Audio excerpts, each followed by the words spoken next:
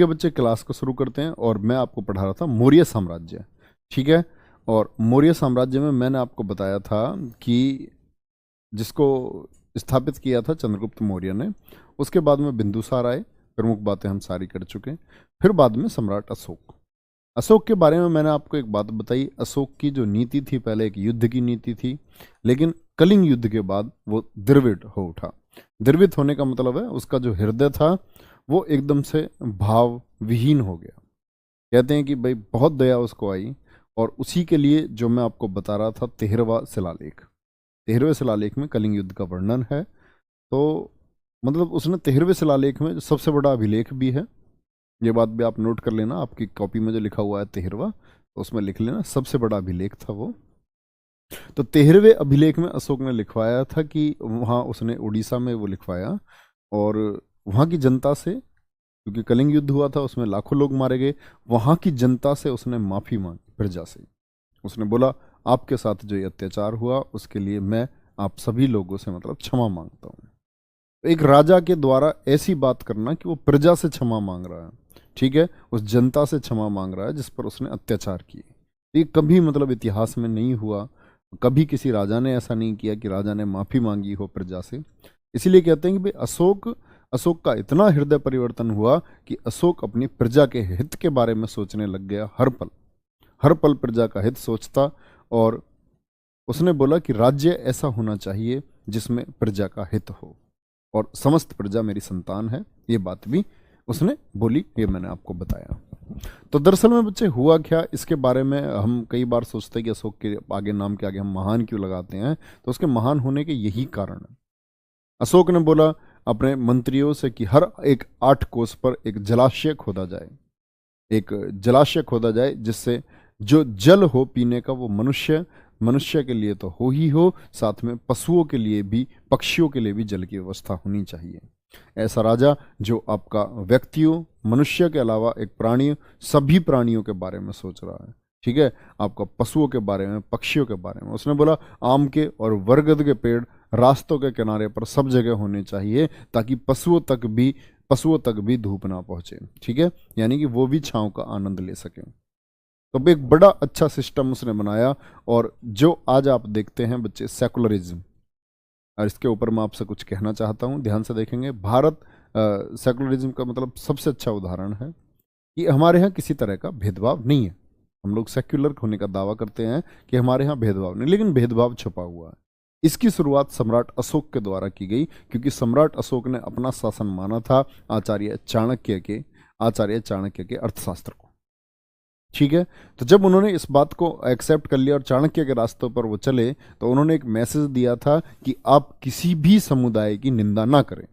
आज हम लोग क्या करते हैं, हम एक दूसरे के समुदाय को नीचा दिखाते हैं और हम अपने समुदाय को ऊंचा करना चाहते हैं। हम कहते हैं कि भाई हमारी जाति श्रेष्ठ है, दूसरी जाति वो बेकार है। तो अशोक ने ये बोला था कि आप किसी भी जाति की मतलब निंदा ऐसे ना करें कि दूसरे वाले को मतलब उसमें हीन भावना पैदा हो। हाँ, अगर निंदा भी करनी है तो संयम के साथ करनी चाहिए। तो ये जो संयम शब्द है इसका सबको पालन करना चाहिए। तो अशोक की जो नीति थी वो आचरण की नीति थी। अशोक को महान कहने का एक बड़ा रीजन था कि अशोक ने डेवलपमेंट के काम तो सारे किए ही किए, एक ऐसा व्यक्ति जिसने नैतिक आचरण पर बल दिया। उसने ये कोशिश की कि व्यक्तियों का जो आचरण है राज्य में, मेरे में, वो सबसे श्रेष्ठ आचरण होना चाहिए। तो एक ऐसा राजा जो व्यक्तियों के आचरण के बारे में सोच रहा है कि उनका नैतिक आचरण होना चाहिए, उनका अच्छा एक आचरण होना चाहिए, इसके लिए अशोक को महान कहा गया। तो समझ पा रहे होंगे बच्चे, अशोक महान है।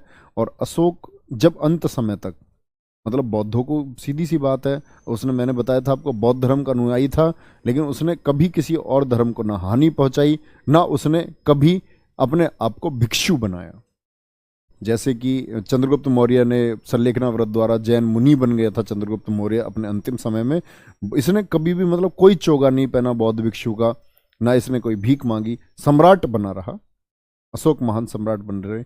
और कहते हैं कि दान देने की जो ये परंपरा थी, बौद्ध भिक्षुओं को बहुत दान दिया इन्होंने, बहुत प्रचार प्रसार करवाया, मैं आपको नोट करा चुका हूँ। तो एक समय ऐसा आया कि सम्राट अशोक को ये जो दान देना था ये बंद इनके उत्तराधिकारियों द्वारा कर दिया गया। जैसे इनके बाद में कुणाल आया, इनका पुत्र उत्तराधिकारी बना। कुणाल ने बोला अब बौद्धों को कोई भी दान नहीं जाएगा। तो कहते हैं उस समय पर सम्राट अशोक को जो भोजन दिया जाता था वो सोने के बर्तनों में दिया जाता था। वो उन बर्तनों को भेंट करने लग गए, वो बर्तन भेंट करने लग गए। कुछ समय तक उन्होंने सोने के बर्तन जिसको खाते उसी को भेंट कर देते, तो उनके बर्तन फिर चांदी के कर दिए गए। चांदी के बर्तन को वो भेंट देते रहे, उसके बाद उनके कांसे के बर्तन कर दिए गए, और कांसे के बर्तन भी जब वो भेंट देते रहे तो इस महान अशोक सम्राट को फिर मिट्टी के बर्तनों में खाना खाना पड़ा, और मिट्टी के बर्तनों में खाना दिए जाने लगे। लेकिन उसको भी ये भेंट करते रहे बौद्ध भिक्षुओं को। अंत में कहते हैं कि अंत में जब इनकी मृत्यु का समय नजदीक था, तो इन्होंने अपने मंत्री राधागुप्त को बुलाया, और उससे राधागुप्त ने इनको पकड़ाया। राधागुप्त को इनको आंवला मिला था खाने के लिए, आधा आंवला भी इन्होंने भेंट कर दिया, आधा आंवला भी, समझ रहे हैं, आधा आंवला भी भेंट कर दिया, और बोले इसे जो है संघ के नाम कर देना। और वहां संघ के सब लोगों ने उसको ग्रहण किया था, उसका चूर्ण बना करके सभी लोगों ने उसको ग्रहण किया। तो बच्चे आप समझ सकते हैं मतलब कि एक नए धर्म को स्थापित किया, एक शांति प्रिय धर्म को स्थापित किया, और कितना लोगों के बारे में सोचा। और आप जैसे मैंने बताया शिलालेख में उसने मैसेज दिए, सब जगह सबको मैसेज दिए। अधिकारियों का एक ऐसा सिस्टम बनाया, जैसे मैंने बताया रज्जुक, प्रदेशक और युक्तक। रज्जुक वो व्यक्ति था जो ग्राम स्तर पर अधिकारी था, गांव स्तर पर एक अधिकारी बनाया था रज्जुक, यानी एक गांव छोटे स्तर पर भी अशोक की पहुंच थी। उसके ऊपर उन्होंने एक अधिकारी बनाया था समाहर्ता, यानी आज का कलेक्टर। आज आप बिहार के कलेक्टर को देखेंगे तो बिहार के कलेक्टर को भी समाहर्ता कहते हैं। तो मतलब एक कलेक्टर था, जिला स्तर पर एक अधिकारी था। और साथ में अगर ये लोग काम ना करें, रज्जुक काम ना करे, मान के चलो, या आपका जो अधिकारी है वही काम ना करे, जो आपका समाहर्ता है वही काम ना करे, तो इसके लिए फिर उसने अपने गुप्तचर गुप्तचर जो ये रिपोर्ट देते थे सम्राट अशोक को कि ये लोग काम कर रहे हैं या नहीं कर रहे हैं। तो आप बच्चे समझ सकते हो, इतने आज से 2300 साल पहले सम्राट अशोक था, और ऐसे तंत्र का विकास किया, ऐसी जनता के बारे में ऐसी सोच रखी। ठीक है, तो अशोक को महान कहना लाजमी है या नहीं? यस और नो। बहुत छोटी बात बताई है मैंने। आगे चलेंगे तो सम्राट अशोक की बात कर रहे थे बच्चे, ये शासनकाल हुआ। परीक्षा के लिए जो जरूरी बातें उनको कर लेते हैं। सम्राट अशोक, देखो मैंने बताया शिलालेख कितने थे इनके, शिलालेख इन्होंने 14 लिखवाए हैं। ठीक है, 14, जिसमें बड़ा शिलालेख कौन सा है आपका? बड़ा शिलालेख 13वां शिलालेख, और छोटा जो है, छोटा बोलते हैं आपका रुम्मनदेई अभिलेख को। कौन सा? रुम्मनदेई अभिलेख को। ठीक है, रुम्मनदेई अभिलेख सबसे छोटा अभिलेख है, ये बात आपको पता होनी चाहिए। अब आप देखोगे शिलालेख तो आपने देखा, मैंने बताया इसकी भाषा कहां तक पाई गई? ग्रीक, यूनान तक। तो क्या वहां तक इसकी सीमाएं पहुंच गई थी? नहीं, इसकी बच्चे जो अप्रोच थी बौद्ध धर्म की वो वहां तक पहुंच गई थी। ठीक है, लेकिन आप एक चीज देखोगे, जो मैंने आपको स्तंभ लेख लिखवाए हैं, स्तंभ लेख सारे कहां हैं? तो आप देख रहे होगे हरियाणा, आपका बिहार, और आपका उत्तर प्रदेश, है ना, ये सारनाथ। तो ये सब कहां है? मतलब शिलालेख तो इसने सब जगह लिखवाए थे, लेकिन स्तंभ लेख जब इसको लगा, स्तंभ लेख से इसने सिर्फ अपने राज्य में लिखवाए थे। राज्य मतलब मगध के आसपास, उत्तर प्रदेश बिहार के आसपास के क्षेत्र में। तो स्तंभ लेख इसने अपने आसपास लिखवाए। तो बच्चे आगे बढ़ेंगे, ये छोटी छोटी बातें हैं। अशोक स्तंभ के बारे में आप पढ़ ही लेंगे। ठीक है, ध्यान से देखेंगे, मतलब मैं पढ़ाऊंगा आपको, आप क्या पढ़ लेंगे। शिलालेख हो गए इसके 14, यहां तक की बात में कोई भी दिक्कत नहीं है। गुफा कौन कौन सी बनवाई थी इसने? गुफा कौन कौन सी बनाई थी? बौद्ध भिक्षुओं के लिए 4 गुफाओं का निर्माण किया था। किसके लिए? सर जी हाथी गुम्फा। क्या बच्चे, हाथी गुम्फा आएगा भी, जब मैं आपको आगे बताऊंगा ना शुंग वंश में अग्निमित्र के बारे में, राजा खारवेल आएंगे तब हाथी गुम्फा बताऊंगा। ठीक है, कोई दिक्कत नहीं, बताऊंगा, घबराओ मत। गुफा कौन कौन सी है इसकी? सुदामा गुफा बौद्ध भिक्षुओं के लिए बनवाई थी। सुदामा गुफा बनवाई। सुदामा गुफा के अलावा विश्व झोपड़ी बनवाई। एक क्या बनवाई? विश्व झोपड़ी बनवाई। विश्व झोपड़ी के अलावा आपकी एक बनवाई थे इन्होंने चौपार गुफा।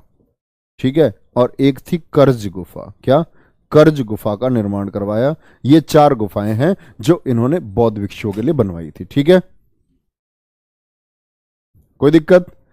सर जी अशोक इतना अच्छा था तो अपने भाई की हत्या क्यों कर दी? बच्चे पहले कलिंग युद्ध के बाद परिवर्तन हुआ है, कलिंग युद्ध के बाद वो महान हुआ है, कलिंग युद्ध से पहले वो महान नहीं था। सर जी आपकी तबीयत कैसी है? सच सच बताऊं, सच सच बताऊं, तबीयत ऐसी है कि पैरों में हद से ज्यादा दर्द है, कमर में हद से ज्यादा दर्द है और बुखार भी है। तबीयत तो ऐसी है, ठीक है, ये वास्तविकता है। लेकिन ऐसा नहीं है कि क्लास ना ली जा सके, रेस्ट वाली स्थिति की बात नहीं है, तो क्लास ली जा सकती है, कोई दिक्कत नहीं है। गुफा, सुदामा गुफा, विश्व झोपड़ी, चौपार और आपका कर्ज गुफा का निर्माण इसने करवाया, ठीक है। और भैया एक बनवाया इसने सांची का स्तूप, सांची का स्तूप, सांची का स्तूप इसने बनवाया, ठीक है, ये बात याद रखेंगे। सांची का स्तूप कहाँ है? एमपी में स्थित है। सांची का स्तूप बनवाया, तो सीधे सीधे क्वेश्चन पूछता है सांची का स्तूप किसने बनवाया था? तो किसने बनवाया था? सम्राट अशोक ने। और अब अंतिम बात आती है इसके उत्तराधिकारियों के ऊपर। इसके उत्तराधिकारी कौन है? क्योंकि यहां से ज्यादा क्वेश्चन आपका पूछता नहीं है। तो उत्तराधिकारी कौन था इसका? एक तो कुणाल। अच्छा बताओ उस कुणाल किसका पुत्र था? इसकी कौन सी पत्नी का पुत्र था? बताएंगे बच्चे। जो कुणाल था इसकी कौन सी पत्नी का पुत्र था? कुणाल बैठा, फिर आपका इसके बाद में संप्रीति, संप्रीति, ये कौन हो गया? ये हो गया अशोक का पोता, ठीक है। कौन है? संप्रीति। और संप्रीति के बाद में गद्दी पर कौन आता है आपका? ये आया शालीशुक। क्या बोलोगे? शालीशुक, शालीशुक गद्दी पर आया। और शालीशुक के बाद में गद्दी पर कौन आया आपका? देववर्मन, देववर्मन गद्दी पर आया। और ऐसे ही बच्चे अंतिम शासक याद रख लेना। अंतिम शासक मैंने बताया था ना, मगध साम्राज्य जो पढ़ रहे हैं हम 4-5 दिन से, ये मगध साम्राज्य शुरू भी बृहद्रथ नामक एक व्यक्ति से हुआ था और खत्म भी बृहद्रथ नामक एक व्यक्ति पर होगा। इस पर पद्मावती, पद्मावती, पद्मावती। बहुत बढ़िया। क्या बोलेंगे? अशोक की माता का नाम बिल्कुल सुभद्रांगी है। बहुत बढ़िया, बहुत आंसर। इसका मतलब आप लोग अच्छे से, अच्छे से, बहुत बढ़िया। चलो क्या बोलेंगे? कुणाल, संप्रीति, शालीशुक, देववर्मन और अंतिम शासक क्या बोलोगे बच्चे? अंतिम शासक हैं बृहद्रथ। ये छोटे छोटे पॉइंट है, ये प्रश्न बहुत पूछता है। देववर्मन कभी नहीं पूछेगा, मैं जिम्मेदारी देता हूं। संप्रीति कभी नहीं पूछेगा, लेकिन जस्ट आप लोग जानते चलो, है ना। अशोक का उत्तराधिकारी बहुत महत्वपूर्ण बात है, पढ़ने में कोई घाटा नहीं है, थोड़ा सा एक्स्ट्रा ज्यादा ही पढ़ना चाहिए, कम नहीं, ठीक है। आगे चलो, आगे क्या आप करेंगे बात बच्चे? देखो अशोक की जिंदगी ऐसा नहीं है। अशोक के ऊपर 2-4 पुस्तकें हैं, अशोक के ऊपर ग्रंथ लिखे गए हैं, तो ऐसा बहुत कुछ है जो ना तो मैं जानता हूं, है ना, ऐसा बहुत कुछ है जो आपके लिए महत्वपूर्ण नहीं है। दोनों ही फैक्टर हैं। एक तो आपके लिए क्या महत्वपूर्ण है, और दूसरी बात मैं क्या जानता हूं और आपके एग्जाम के लिए महत्वपूर्ण क्या है, वो चीजें हम कर सकते हैं। मानोगे इस बात को? नहीं। अब ऐसा थोड़ी है कि मैं सब कुछ ही जानता हूं, नहीं। आपकी परीक्षा के लिए जो महत्वपूर्ण है वो बातें मैं जानता हूं, ठीक है।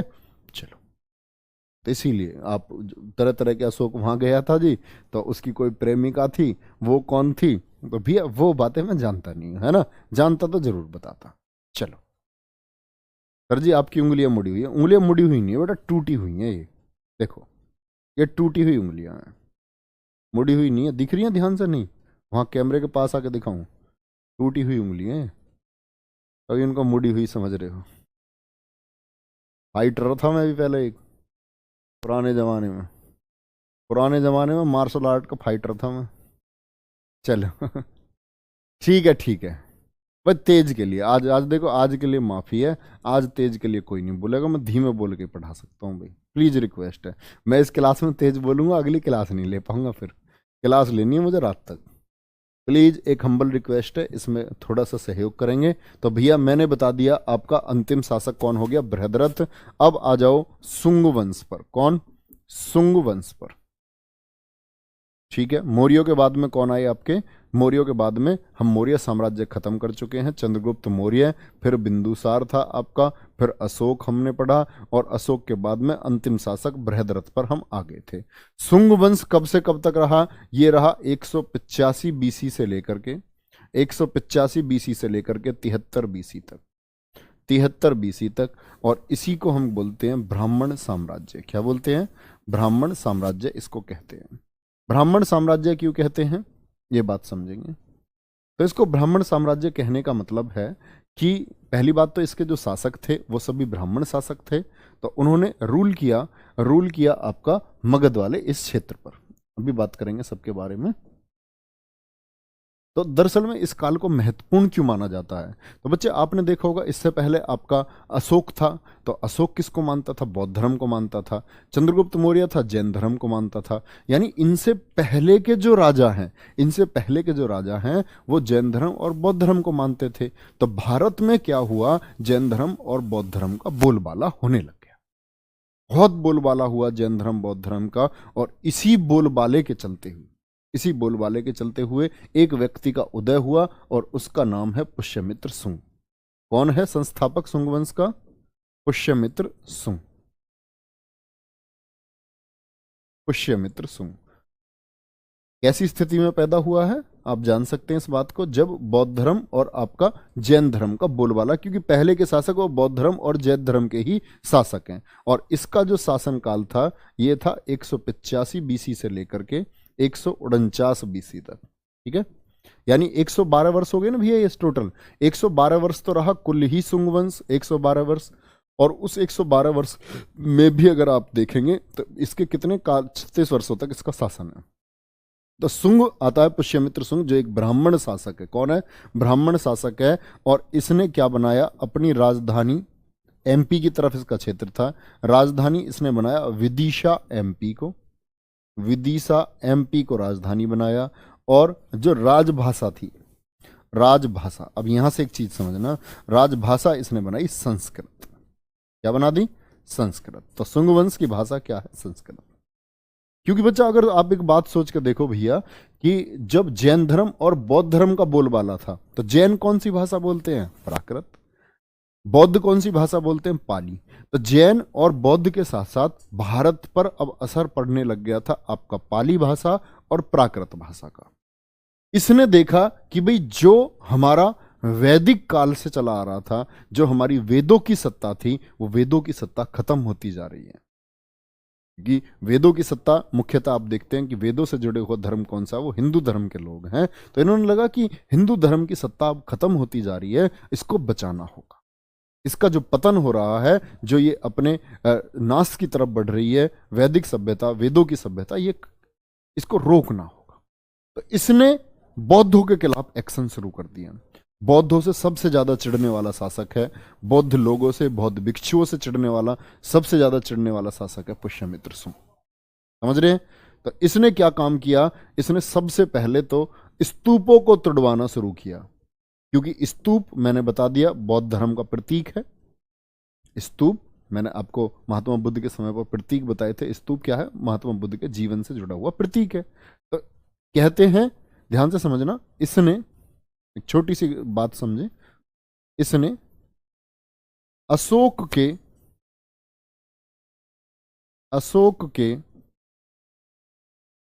क्योंकि अशोक ने बहुत मदद की थी बौद्ध भिक्षुओं की, इसने अशोक के 84,000 स्तूपों को तोड़वा दिया। अब इसमें विभेद आता, कहते 84,000 स्तूप बनवाए थे अशोक ने? क्या सच में 84,000 स्तूप बनवाए थे अशोक ने? तो कहीं उसका वर्णन मिलता है कि वो 84 नहीं, 84 थे, 84 स्तूपों को तोड़वाया था। मैक्सिमम जगह आपको 84,000 लिखता है। क्या है? क्या बोलेंगे? 84,000 मिलता है। यहां तक कोई दिक्कत? इतनी बात में ठीक है जी। अब यहां क्या है? इसने अशोक के 84,000 स्तूपों को तोड़वा दिया।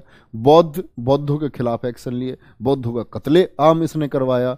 लेकिन इंपॉर्टेंट बात है, भरहूत स्तूप का निर्माण किसने करवाया था?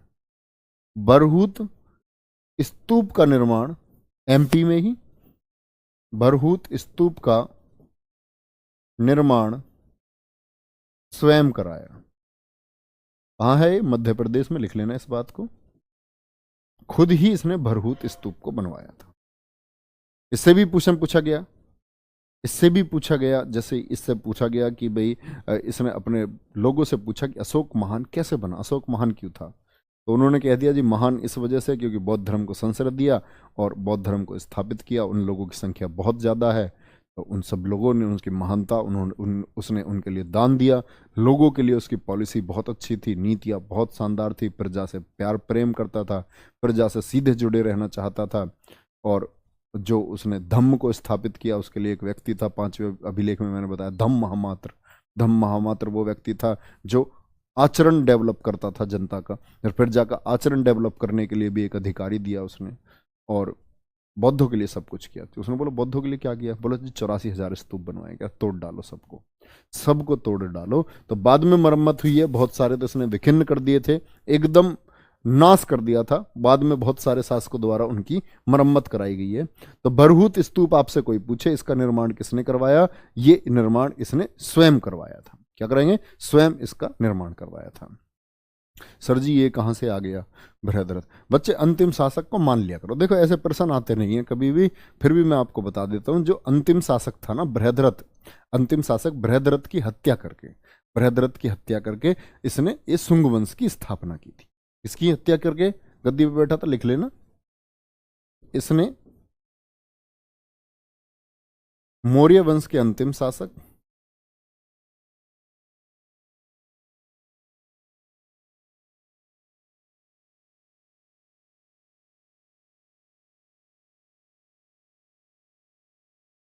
बृहद्रथ की हत्या की थी।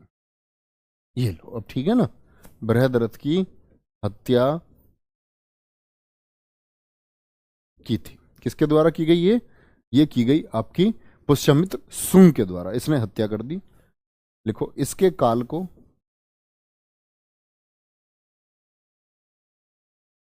वैदिक पुनर्जागरण का काल कहा जाता है। वैदिक पुनर्जागरण क्या है जी, ये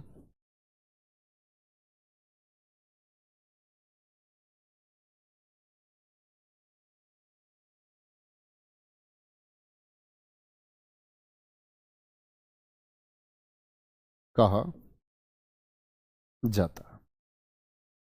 देखो वैदिक जो धर्म जो मैंने बताया पतन की तरफ था, लगभग खत्म हो चुका था, क्योंकि बौद्ध बौद्ध एक्टिव हो चुके थे, जैन एक्टिव हो चुके थे, लेकिन इसने फिर से वैदिक सभ्यता, जो वेदों की सत्ता थी, उस वेदों की सत्ता को इसने फिर से चालू किया। तो उसको बोलते हैं पुनर्जागरण। पुनर्जागरण का मतलब होता है कोई चीज दब चुकी है, दब चुकी है, लेकिन वो फिर से वो जागृत हो, नई चेतना बन करके उभरे, तो इसको हम बोलते हैं रेनिशा, इंग्लिश में वर्ड है रेनिशा। तो ये क्या है, पुनर्जागरण का काल था। क्या बोलेंगे, पुनर्जागरण का काल था। सर जी बृहद्रथ का सेनापति ही था ना पुष्यमित्र शुंग, सोनू ने बहुत अच्छा क्वेश्चन पूछा। बिल्कुल बच्चे, ये सेनापति हुआ करता था। किसका, बृहद्रथ का सेनापति था। बहुत अच्छा क्वेश्चन है, बहुत बढ़िया, वेरी गुड वेरी गुड, बहुत सजब। ये कौन था, बृहद्रथ का, मौर्य वंश के अंतिम शासक बृहद्रथ की हत्या की थी, इसका कौन था, ये सेनापति था। बहुत अच्छी बात है। तो यहां याद रख लेना, यवनों का आक्रमण, जो यवन आए थे, यवनों का आक्रमण किसके समय पर हुआ था, यवनों का आक्रमण इसी के समय हुआ, यवनों का आक्रमण इसी के समय हुआ। और कौन था वो, यवन मतलब यूनान के जो योद्धा थे, यूनान से आए थे, यूनान से, यूनानी आक्रमणकारी थे। और वो व्यक्ति कौन था, वो था डेमीट्रियस। कौन था, डेमीट्रियस यूनानी, जो भारत पर आया और यवनों का आक्रमण किया। तो इसके लिए एक प्रक्रम आता है कि दरअसल में इसने हत्या क्यों की थी। अब मैं आपको बताता हूं बृहद्रथ की हत्या इसने क्यों कर दी। भाई बृहद्रथ तो बौद्धों के, आप सीधी सी बात समझ सकते हैं, इससे पहले के शासक किससे जुड़े हुए थे, बौद्धों से। ये था सेनापति, सेनापति था किसका, बृहद्रथ का। अब दरअसल में इसको पता चला, इसके जो मंत्री थे, गुप्तचर थे, उनके गुप्तचरों ने बताया, भाई सेनापति तो यही था, तो गुप्तचरों ने आगे सेनापति को बताया कि भारत पर एक विदेशी यवन शक्ति आक्रमण करने वाली है, नाम है डेमीट्रियस। ठीक है, कोई दिक्कत नहीं। तो इसको खबर मिली कि जो बौद्ध मठ बने हुए हैं, उन बौद्ध मठों में ये क्या कर रहे हैं, धीरे धीरे विदेशी आकर के जमा हो रहे हैं बौद्ध भिक्षुओं के रूप में, और धीरे धीरे उनकी संख्या बढ़ जाएगी, तो वो इकट्ठे होकर के यहाँ आक्रमण कर देंगे, क्योंकि एकदम से आते तो पता चल जाता। बौद्ध भिक्षुओं के रूप में भारत के मठों में आकर के रहने लग गए। इसने बोला कि भाई बृहद्रथ ऐसे ऐसे बात है, बाहर से आक्रमण करने की साजिश हो रही है। बृहद्रथ ने बोला तुम्हें कुछ नहीं पता है। इसने बोला कि हमें बौद्ध भिक्षुओं के खिलाफ एक्शन लेना चाहिए, वहां जांच पड़ताल करनी चाहिए। तुम मठों की जांच करोगे, ये तो बहुत पवित्र स्थल मानते थे। तो इसके खिलाफ इसने हत्या कर दी और एक्शन लिया था, मठों को ढूंढा, कत्ले आम मैं बता रहा था ना, कत्ले आम करवाया। उसमें ये विदेशी आक्रमणकारी थे। तो ये खबर फिर पता चलती है डेमीट्रियस को, तब वो आक्रमण करता है। तो किसके समय पर हुआ था यवनों का आक्रमण? ये डेमीट्रियस के समय पर हुआ था। ये बात आपको पता होनी चाहिए, किसके समय पर? डेमीट्रियस के समय पर हुआ था। ठीक है भैया, अब आ जाओ इसके दरबार में, ये इंपॉर्टेंट क्वेश्चन है बहुत। इसके दरबार में पतंजलि रहते थे। पतंजलि जानते हो? पतंजलि रहते थे। और बच्चे एक और बात मैं आपको बता दूं, पतंजलि जानते हो ना, सब लोगों ने नाम सुना, बाबा रामदेव का प्रोडक्ट पतंजलि।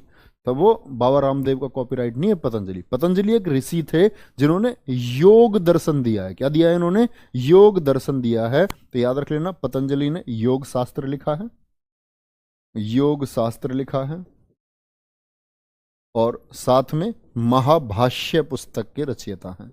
महाभाष्य पुस्तक लिखी है, महाभाष्य पुस्तक लिखी है।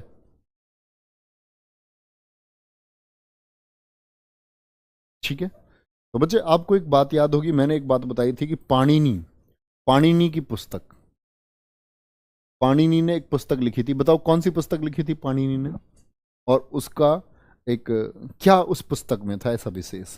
तो आप सब बोलेंगे जी अष्टाध्यायी थी। कौन सी? अष्टाध्यायी थी, और प्रथम व्याकरण की पुस्तक है। तो इसी व्याकरण की पुस्तक से प्रेरित था महाभाष्य।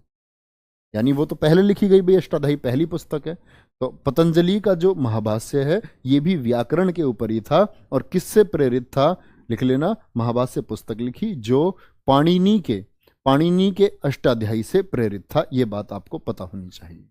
ठीक है, और साथ में पतंजलि ने 2 अश्वमेध यज्ञ कराए, 2 अश्वमेध यज्ञ कराए, 2 अश्वमेध यज्ञ कराए। कोई दिक्कत इस बात में? तो दरअसल में क्या हुआ, ये दोनों बातें आप समझ लेंगे। अश्वमेध यज्ञ क्या होता है? बहुत सारे यज्ञ होते थे बच्चे प्राचीन समय पर। जैसे एक वाजपेयी यज्ञ होता था जिसमें रथों की दौड़ होती थी। अश्वमेध यज्ञ में क्या होता था? अश्वमेध यज्ञ में बोला जाता था एक घोड़ा छोड़ दिया, और ये घोड़ा जहां तक जाएगा वहां तक मेरा साम्राज्य होगा। आपके गांव से घोड़ा होकर के निकल गया, आप में से किसी ने उसको रोका नहीं, तो आपका गांव किसका हो गया? उस राजा का हो गया जिसका वो घोड़ा वहां से पार कर गया। आपके अंदर क्षमता, आप नहीं चाहते मैं आपके राज्य का अधीन नहीं हूंगा, आपको वो घोड़ा रोकना होता था, और उस घोड़े के पीछे जो सेना आ रही होती थी फिर उससे युद्ध करना होता था। तो 2 अश्वमेध यज्ञ कराए हैं। किसके लिए? पतंजलि ने किसके लिए? पुष्यमित्र शुंग के लिए। तो ये तो अश्वमेध यज्ञ हुआ। अब बात आती है बच्चे किसकी? पतंजलि के बारे में बता देता हूं। आपने अगर किसी ने नाम सुना हो कभी, डॉक्टर राजीव दीक्षित। कितने बच्चों ने ये नाम नहीं सुना है? नो लिख करके बताएंगे तो मैं जान पाऊंगा। ठीक है, नहीं क्वेश्चन आज नहीं लेकर आया बच्चा, क्वेश्चन आज नहीं लेकर आया। शिवम मौर्य जी बिल्कुल प्रणाम स्वीकार है। चलो ठीक है, तो बताना मुझे लिख करके, तब मैं आपको कुछ बताऊंगा। तो 2 अश्वमेध यज्ञ कराए, ये बात आपको पता होनी चाहिए। किसने करवाए? ये करवाए महर्षि पतंजलि ने, जो योग शास्त्र के रचयिता थे। और साथ में क्या लिखा उन्होंने? महाभाष्य पुस्तक को लिखा। ये बात भैया कभी मत भूलना, बहुत इंपॉर्टेंट है। पुष्यमित्र का जो उत्तराधिकारी है, पुष्यमित्र के बाद में जो गद्दी पर बैठे,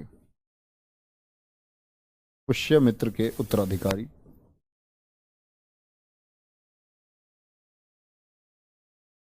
कौन कौन उत्तराधिकारी हुए इनके? तो पहला एक लिखना भैया, एक है अग्निमित्र, अग्निमित्र।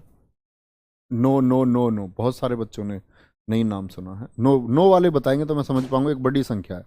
अग्निमित्र, वसु ज्येष्ठ। ठीक है, वसु ज्येष्ठ के बाद में आपके अगले आए वसुमित्र, वसुमित्र। वसुमित्र के बाद में अगला आया आपका देवभूति, मतलब अंतिम शासक है, ये लिख लेना। क्या बोलेंगे? अंतिम शासक है। देवभूति था अंतिम शासक। अब आ जाओ इनकी बात पर, इतना समझ पाए? तो बच्चे मैं जो बता रहा था आपको, जो आप आचार्य रामदेव हैं, देखो बहुत सारे लोग फॉलोवर्स होंगे, होना चाहिए, लोगों की अपनी समझ है, आप सभी लोग एजुकेटेड लोग हैं। तो दरअसल में मैं ये बात आपसे कहना चाहता हूँ, शिक्षा, जब हम जो शिक्षित वर्ग है ना, हम लोग शिक्षित वर्ग हैं, आप स्टूडेंट हैं, आप शिक्षित वर्ग हैं, हम सब पढ़े लिखे लोग हैं। और पढ़े लिखे होने का मतलब ये नहीं होता कि हमको इतिहास के 4 शब्द याद हैं। पढ़े लिखे होने का मतलब होता है हम अपना विवेक के साथ ये निर्णय कर सकें कि क्या सही है और क्या गलत है। तो ऐसे ही एक व्यक्ति हुए आईआईटी, ठीक है, आईआईटी क्या बच्चे, आपका आईआईटी बीटेक एमटेक थे डॉक्टर राजीव दीक्षित। हत्या हो गई उनकी 2010 में। हत्या होने का कारण था कि भारत में उन्होंने कोका कोला जैसी कंपनियों की सेल कम करवा दी थी, और ऐसी कई सैकड़ों कंपनियां उनके द्वारा बंद करवा दी गई। ऐसी कंपनियां जो अपने मानदंडों पर खरी नहीं उतरती थी, उनकी मुहिम चलती थी। और उनके पीछे मतलब उन्होंने चिकित्सा पद्धति को, जो वाघभट्ट ऋषि थे उनकी चिकित्सा पद्धति को उन्होंने अपनाया। उनके शिविर जो चलते थे, उनके शिविर में कैंसर तक के लोगों का इलाज उन्होंने मुफ्त करवाया, और लोगों को वो एक रोग मुक्त भारत का उनका मिशन था कि मैं भारत को रोग मुक्त बनाऊंगा। रोग मुक्त इस भारत में क्या होगा कि आप जो ये अंग्रेजी दवाओं पर पैसा खर्च कर रहे हैं, ये बंद हो जाए। तो इस मुहिम को आगे बढ़ाने के लिए वो जगह जगह प्रचार करते। आज आप यूट्यूब पे उनकी किसी भी बीमारी की वीडियो देखोगे ना बच्चे, और कारगर है, आप देखो किसी भी चीज़ के लिए, हर चीज़ के लिए उन्होंने एक इलाज बता रखा है। शुगर को कैसे कम किया जाए उसके लिए एक इलाज है यूट्यूब पर, उनके व्याख्यान पड़े हुए हैं। इतना उन्होंने बोला है ना, इतना उन्होंने बोला है, उन्होंने खुद बोला था कि मैं अमर रहूंगा। और 2010 में उनकी हत्या के पीछे उन्हीं के शिष्य थे रामदेव। रामदेव का नाम बहुत बार जोड़ा गया उनकी हत्या से, लेकिन किसी भी सरकारी दबाव के चलते हुए या क्या था कि मतलब हम ये बात कह सकते हैं कि कहीं ना कहीं शामिल, लेकिन बहुत सारी एजेंसी कहती है कि नहीं शामिल थे, बहुत सारे कहते हैं कि भाई शामिल हैं। तो उनके ऊपर प्रारोप लगाए जाते हैं, क्योंकि जो आस्था चैनल था उस पर प्रोग्राम आने वाला था रामदेव जी का, उनका डॉक्टर राजीव दीक्षित जी का, लेकिन उससे पहले ही उनकी हत्या हो गई। तो मतलब उनको जो प्रसिद्धि मिलने वाली थी भारत में, वो पहले ही खत्म कर दी गई। तो ये राजीव दीक्षित जी है। आपको कुछ भी चीज़ हो बच्चे, सुनना कभी उनके विचार विचार सुनना। बहुत ज़बरदस्त पर्सनैलिटी, बहुत ज़बरदस्त व्यक्तित्व, और मतलब भारत को कहीं ले जाना चाहते थे। ठीक है, यहाँ तक कोई दिक्कत? क्या बोलेंगे? तो पुष्यमित्र के उत्तराधिकारी हैं अग्निमित्र, वसुज्येष्ठ, वसुमित्र और आपका देवभूति। कौन है? देवभूति। तो यहां याद रख लेना, अग्निमित्र के समय हुआ था विदर्भ का युद्ध। क्या हुआ? विदर्भ युद्ध। ये इसमें लिखना, विदर्भ युद्ध। विदर्भ युद्ध किस किस के बीच हुआ आपका? एक तो हो गया आपका अग्निमित्र। कौन हो गया? अग्निमित्र। एक तरफ तो अग्निमित्र, और एक तरफ है आपका यज्ञसेन। कौन है? यज्ञसेन है। यज्ञसेन ये दरअसल में दुश्मन हुआ करता था आपका पुष्यमित्र सुंग का। दोनों राज्यों की दुश्मनी थी, तो इनके बीच में युद्ध हुआ। तो बस इतना याद रख लेना, विदर्भ युद्ध इन दोनों के बीच हुआ है। और विदर्भ के इस युद्ध में क्या हुआ कि प्रमुख बात है कि यज्ञसेन की जो बेटी थी, इसकी यज्ञसेन की नहीं बेटी नहीं थी, यज्ञसेन की बहन थी, चचेरी बहन। इसकी चचेरी बहन थी, इसकी नाम था मालविका। क्या बोलेंगे? मालविका। तो इससे प्रेम हो जाता है वहां मालविका को। किससे? अग्निमित्र से। अग्निमित्र को मालविका से हुआ है, मालविका को अग्निमित्र से हुआ। तो इसके लिए कालिदास ने एक नाटक लिखा है। मुख्य बात यह है, मालविकाग्नि मित्रम। क्या है? कालिदास ने क्या लिखा है इसके लिए? तो लिखना, कालिदास ने इसी प्रेम कहानी पर, इसी पर मालविकाग्नि मित्रम को लिखा है। क्या नाटक है उनका? मालविकाग्नि मित्रम नाटक को लिखा। एक बात तो ये हुई, ठीक है, ये आपको पता होनी चाहिए कि इन्होंने क्या लिखा, मालविकाग्नि मित्रम नाटक को लिख दिया। दूसरा जो युद्ध हुआ, पहला युद्ध हो गया अग्निमित्र के समय पर, नंबर 1 डाल लेना, विदर्भ का युद्ध। नंबर 2 शुरू करेंगे। नंबर 2 क्या हुआ इसके समय पर? इसके समय पर इसने लिखना, कलिंग, जो कलिंग था, कलिंग के विरुद्ध अभियान किया। अग्निमित्र की बात बता रहा हूं मैं, कलिंग के विरुद्ध अभियान किया।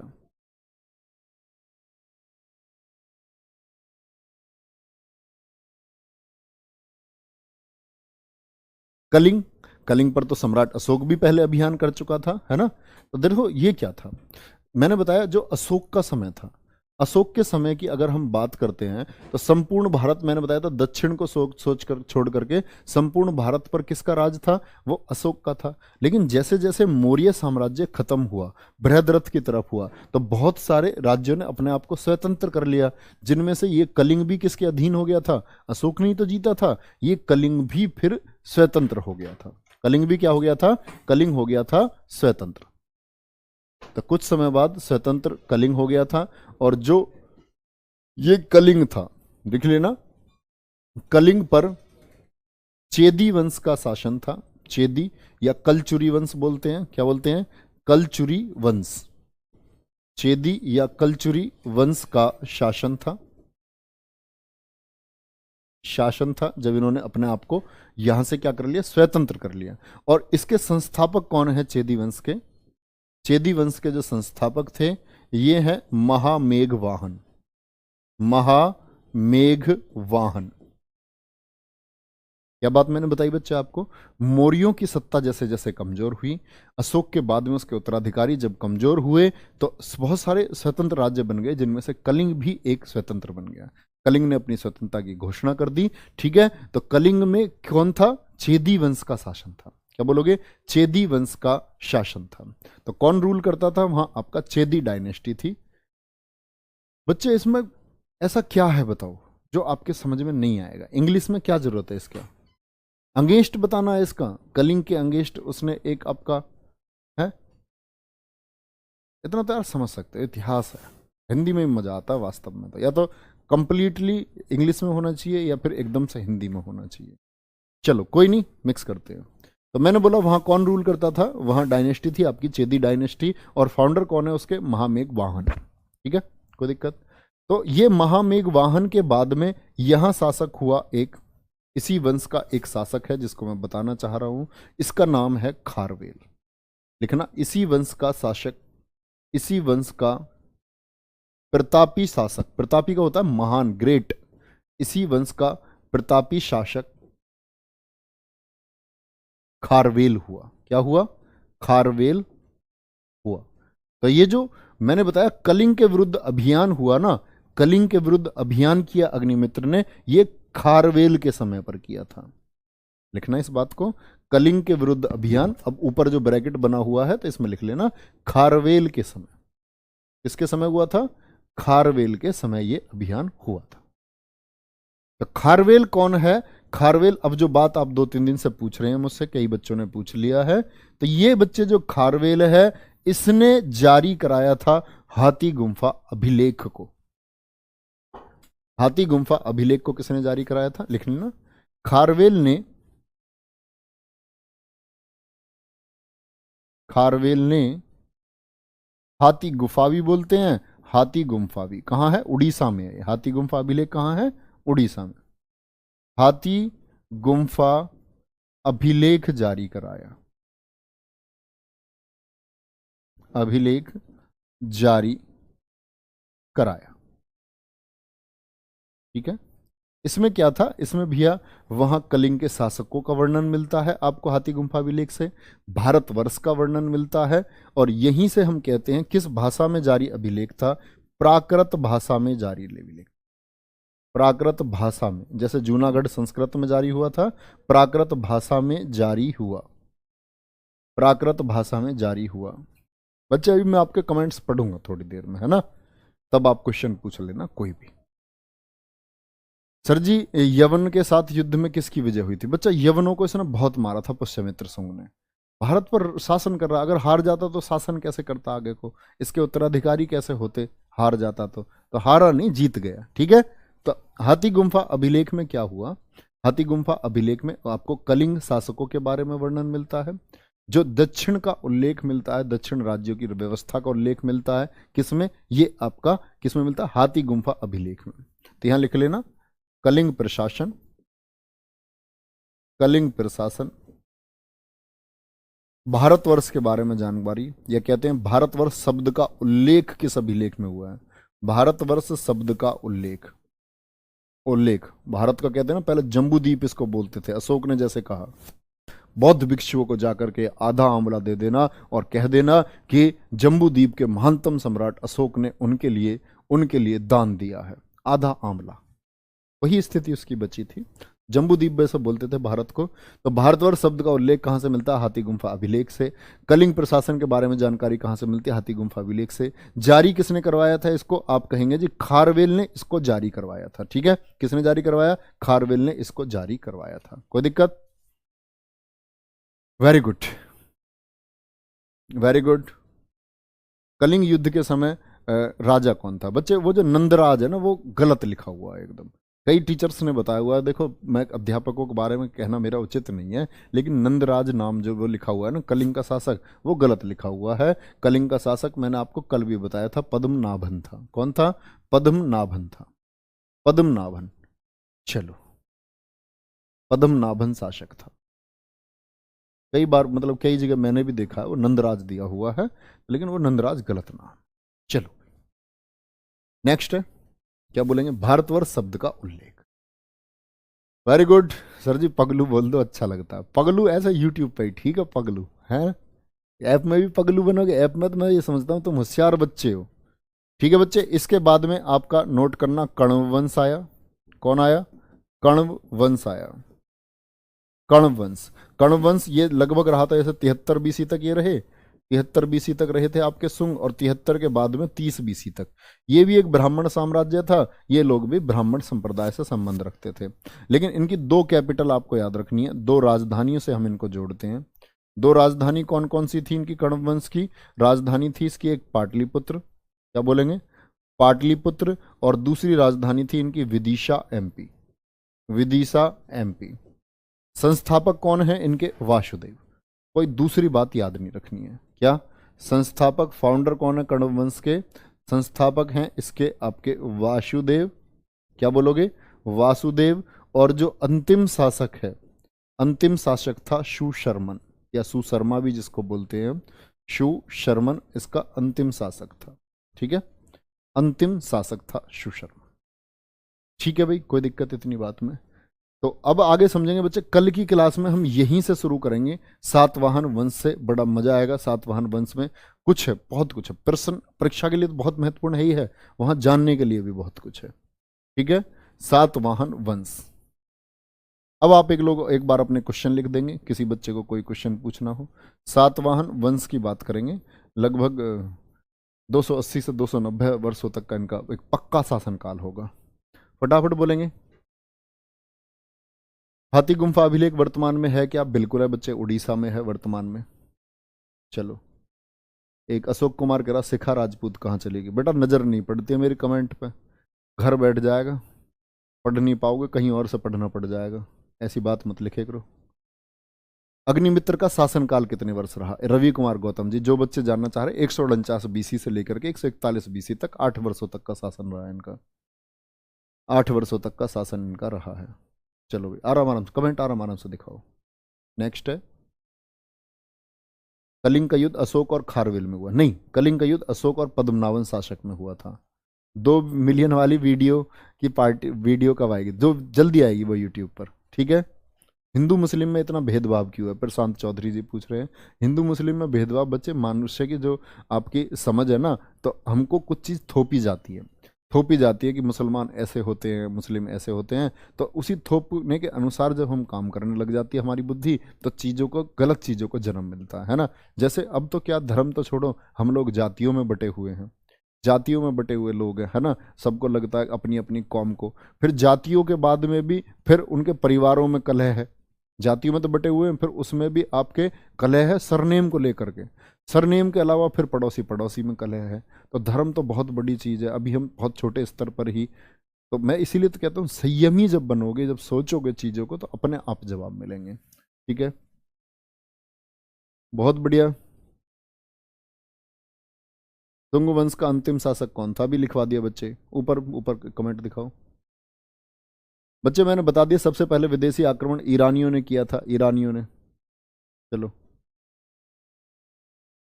उसके बाद फिर विदेशियों ने आक्रमण कब किया? बच्चे आएंगे इसके बाद में आपके शक शासक आएंगे, कुषाण आएंगे। ठीक है, और हिंदी यूनानी आएंगे, आईजी साहब पी के जिसको हम बोलेंगे, पहले हिंदी यूनानी आएंगे, फिर शक आएंगे, फिर पहलव आएंगे, फिर कुषाण आएंगे, इनके बाद आएंगे, सातवाहनों के बाद में आएंगे। ठीक है, बहुत बढ़िया। नेक्स्ट, ये बच्चा क्या पूछ रहा है ऊपर, इसका अच्छा क्वेश्चन है, दिखाओ जरा। क्या पूछा था इसने, ऊपर ऊपर ऊपर ऊपर। बच्चे पूरा शासनकाल चंद्रगुप्त मौर्य से लेकर के, और चंद्रगुप्त मौर्य से लेकर के आप एक बात समझो, मैंने बताया 185 से शुंग वंश शुरू हुआ, और इधर गद्दी पर कब बैठा था चंद्रगुप्त मौर्य, बताओ।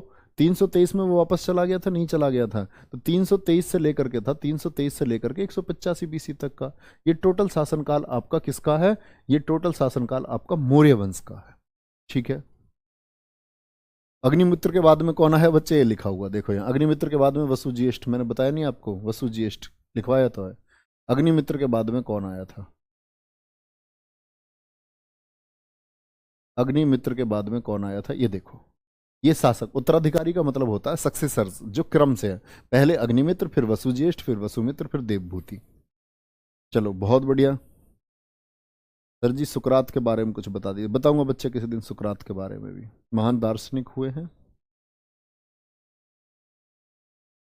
सर जी हिस्ट्री अब समझ में आती है बच्चे, समझ में हमेशा आती है, हम समझ में हमेशा आती है, आप लोग कभी भी समझेंगे हमेशा आएगी, ऐसा नहीं है कि मैं कोई जादू करके आपको हिस्ट्री अच्छे से समझा देता हूँ। अग्निमित्र कौन था, अग्निमित्र बच्चा बेटा था, ये बेटा है किसका, पुष्यमित्र सुंग का। इसको ब्लॉक कर दो, ये कौन है, नहीं नहीं नहीं, ये कुछ और पूछ रहा है, गलत तरीके से क्यों लिख रहे हो यार, ठीक लिखो, तो मेरे समझ में आ गया क्या पूछ रहे हैं। ये बच्चे ये क्या होता है, क्या पूछ रहे हैं, बीसी, बीसी बच्चे बिफोर क्राइस्ट, ईसा के जन्म से पूर्व, ईसा के जन्म से पूर्व। कोई बात सुनते ही नहीं हो सर आप, अच्छा बच्चा। सर सुदर्शन झील को किसने बनवाया था, पुष्यगुप्त ने, चंद्रगुप्त मौर्य का राज्यपाल था पुष्यगुप्त, उसने बनवाया था सुदर्शन झील को। जीर्णोद्धार इसका बच्चे बाद में होगा, जो आपका मैं बताऊंगा कि इसका जीर्णोद्धार का मतलब इसका जो निर्माण करवाएंगे, पुनर्जीर्णोद्धार, जब ये बेकार हो जाएगी सुदर्शन झील सौराष्ट्र की, तब इसके पुनर्निर्माण की बात करेंगे हम। ठीक है, बहुत बढ़िया। सर जी ऐसा कोई राजा राजा हुआ है, मौर्य काल की मुद्रा बच्चे मैंने बताई है, रंजीत सिंह, करसापड़ मुद्रा चलती थी, इसको पण कहते हैं, क्लास में ही मैं बता रहा था। ऐसा नहीं है कि आप जो मैं बोलता हूँ ना उसके शॉर्ट नोट्स बना लिया करो, की नोट्स। बच्चे बताओ कौन कौन, किस किस बच्चे को याद है कि मैंने मौर्य वंश में बताई थी कि उन्होंने जब चंद्रगुप्त मौर्य को खरीदा था तो करसापड़ मुद्रा थी, इसको पण भी कहा जाता है। सर जी चाणक्य जी के बारे में बताओ, बच्चे बता चुका। चलो ठीक है, तो कल से शुरू करेंगे, कल से शुरू करेंगे। पहले मैं ये क्वेश्चन लेकर के आऊंगा, पहले 20 क्वेश्चन के लिए तैयार रहना, सबसे पहले 20 क्वेश्चन करेंगे, उसके बाद क्लास को आगे बढ़ाएंगे, ताकि हम पिछला रिवीजन अच्छे से कर सकें और आगे बढ़ सकें। ठीक है, कोई दिक्कत तो नहीं, बहुत बढ़िया, बिल्कुल बिल्कुल, नमस्कार स्वीकार है। चलो बताएंगे बच्चे।